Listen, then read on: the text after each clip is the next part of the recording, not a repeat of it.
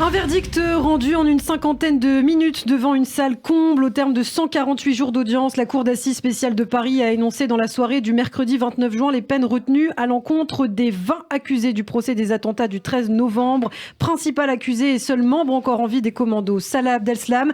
Il a été condamné à la perpétuité incompressible, comme l'avait requis le parquet national antiterroriste. Pour en parler ce matin, notre invitée en studio, elle est avec nous, c'est l'avocate maître Samia Maktouf, avocate de 42 parties civiles lors de ce procès du 13 novembre. Bonjour. Bonjour. Et merci beaucoup d'être avec nous ce matin sur Radio J. Samia, on avait ouvert ce procès, je vous le disais en off, avec vous sur Radio J il y a plus de 9 mois et donc on le clôt avec vous. C'est tout à fait ça me fait très plaisir. Naturel. Alors une première question bien sûr sur ce verdict qui a été rendu. Une peine trop lourde selon ses avocats. En effet, Salah Abdeslam a écopé de la peine la plus lourde du code pénal français.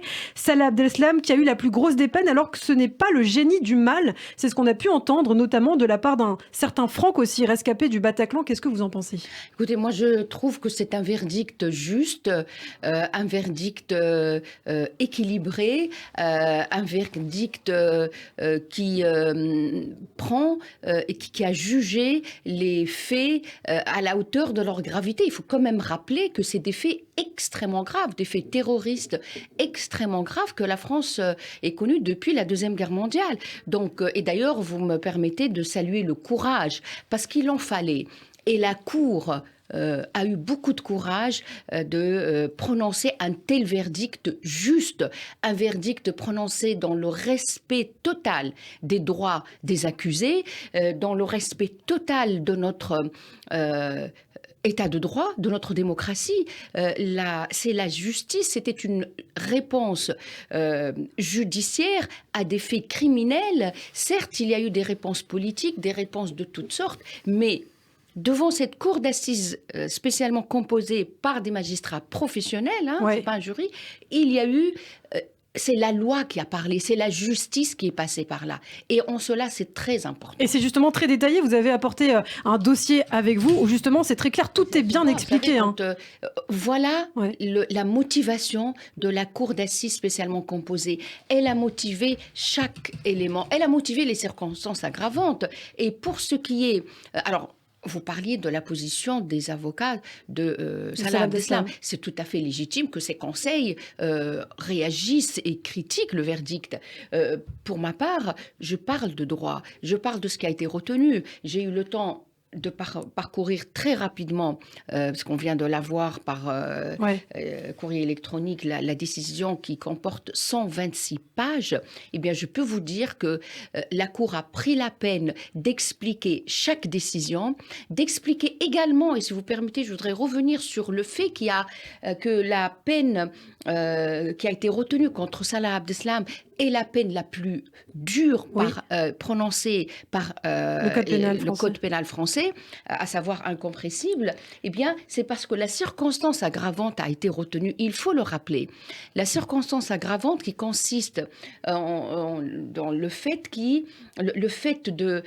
c'est cette tentative de meurtre contre des personnes dépositaires de l'autorité publique. C'est ça qui a fait que la circonstance a été retenue. Alors, elle a été retenue parce que il y a eu la police et les membres du RB. Mais ce qui est intéressant, c'est aussi qu'il a été reconnu comme co-auteur finalement de ces attentats et pas comme seulement complice de ces attentats. Oui, merci de me permettre de le rappeler. D'abord, l'ensemble des 20 accusés ont été reconnus coupables.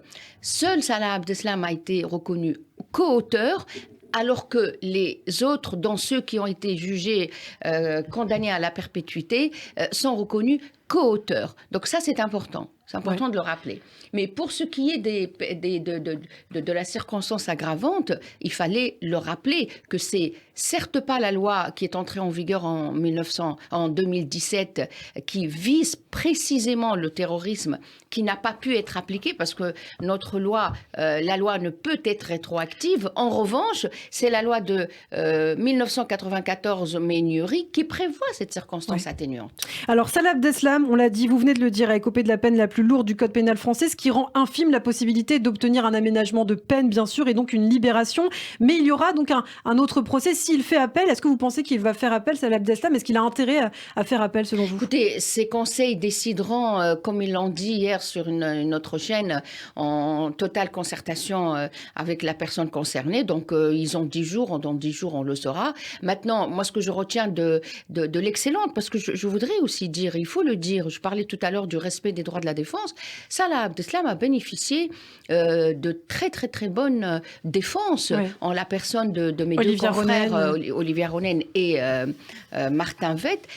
Et lors de leur excellente plaidoirie, Olivia Ronen a dit qu'ils iront jusqu'au bout. Alors, est-ce que jusqu'au bout, c'est faire appel ou jusqu'au bout devant d'autres instances? On le saura il y a 10 jours pour le savoir. Mais c'est important de rappeler que l'ensemble des accusés ont bénéficié de la meilleure de la défense. Vous l'avez dit cette semaine, Maître Samia Maktouf, c'est un soulagement, mais on ne sort pas indemne d'un procès de 10 mois. Alors on parlait des parties civiles, il y avait plusieurs centaines de parties civiles lors de ce procès. L'issue de ce procès qui marque la fin d'une étape et le début d'une nouvelle aussi. Quand vous parlez de soulagement, à quoi faites-vous référence?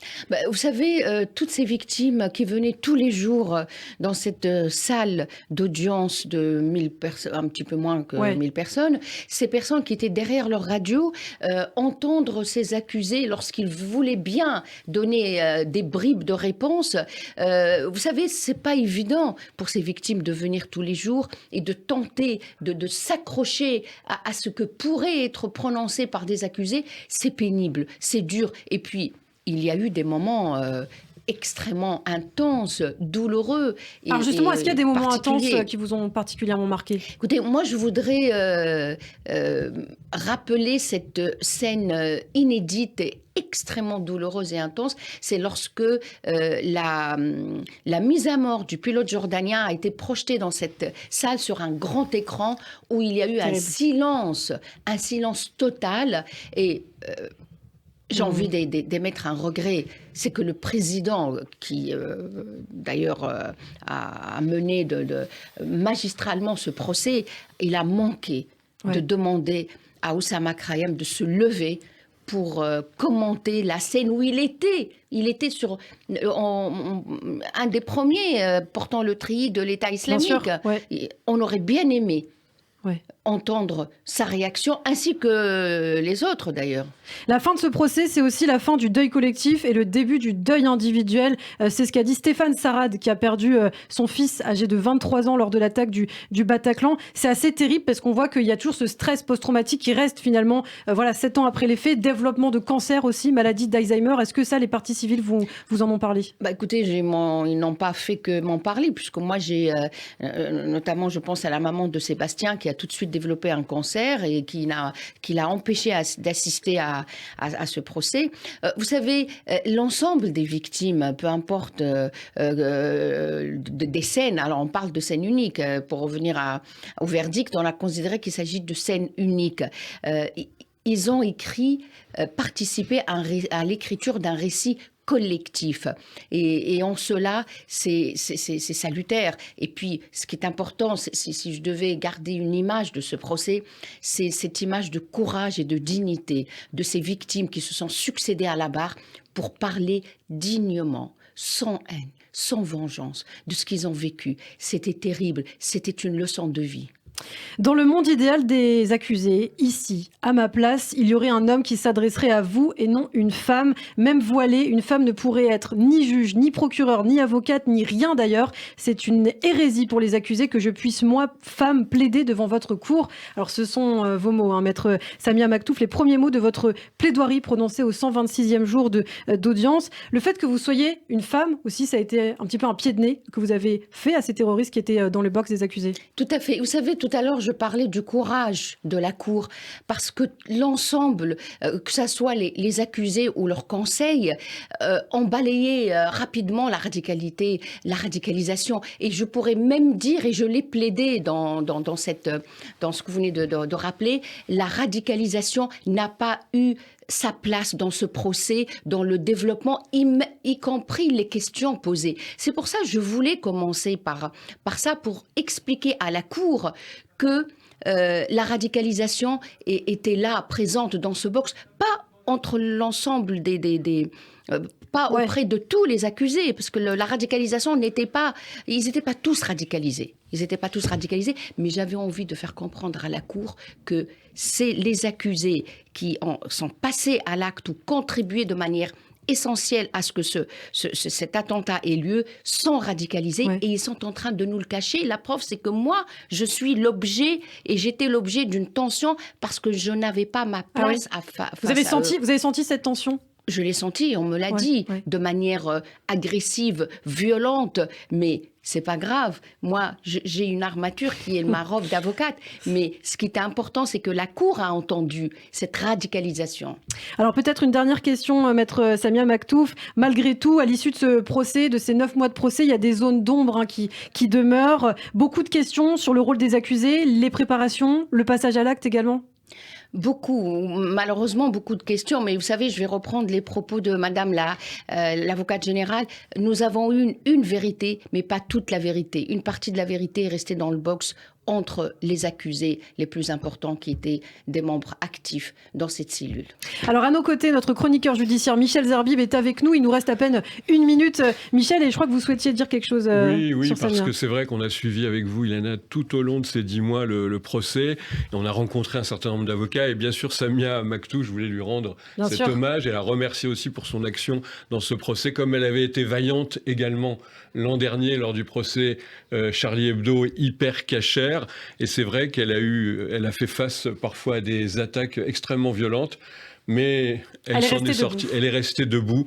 Et c'est un plaisir évidemment de vous voir ce matin, Samia Maktouf, sur les micros de Radio J. Merci à vous. Eh bien, merci beaucoup Michel Zerbib. Merci beaucoup Maître Samia Maktouf d'avoir été avec nous. Donc, je le rappelle, vous étiez l'avocate, vous êtes toujours l'avocate, évidemment, si procès il y a en appel de 42 parties civiles. Merci et à très bientôt sur Radio J.